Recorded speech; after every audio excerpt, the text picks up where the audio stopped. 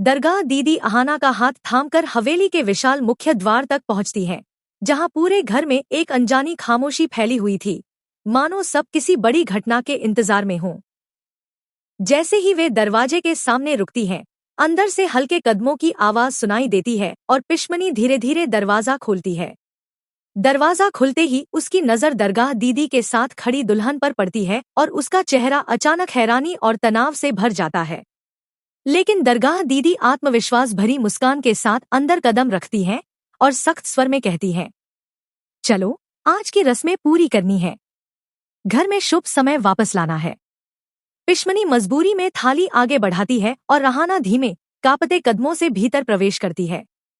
घूंघट के नीचे उसका चेहरा धड़कते दिल की तरह कांप रहा था।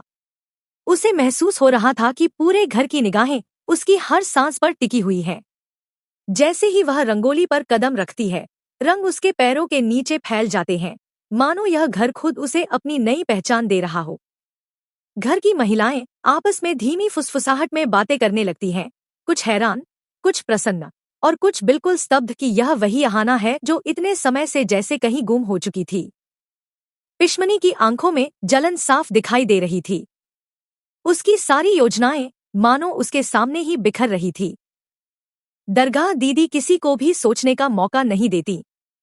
वे अहाना के करीब जाकर जोर से कहती हैं, अब तो दुल्हन का चेहरा भी दिखा दूं।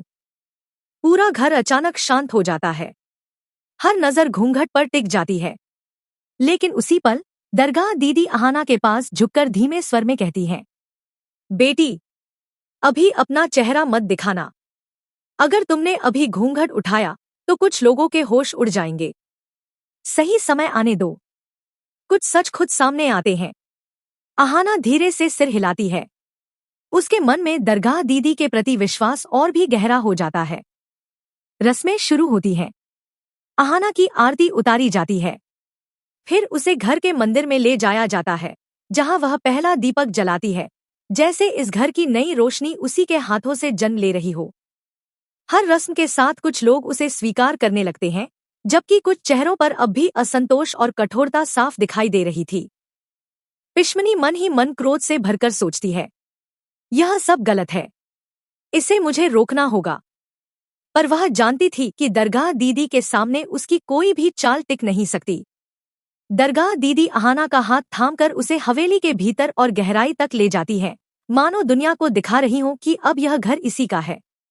जैसे ही वे आगे बढ़ती हैं, पीछे दरवाजा धीरे से बंद हो जाता है, मानो हवेली खुद घोषणा कर रही हो कि इस घर की नई कहानी शुरू हो चुकी है। एक ऐसी कहानी जो हर रिश्ते की बुनियाद बदल देगी। अहाना का लौटना कोई संयोग नहीं, यह एक निर्णायक मोड़ था जो आने वाले समय में हर सच और हर झूठ को उजागर करने वाला था। और अब जिस चेहरे का इंतजार सब कर रहे हैं, वही सबसे बड़ा तूफान लाएगा। अगला हिस्सा मिस मत करना। अभी फॉलो सब्सक्राइब करो, क्योंकि सच का अगला दरवाजा बस खुलने ही वाला है।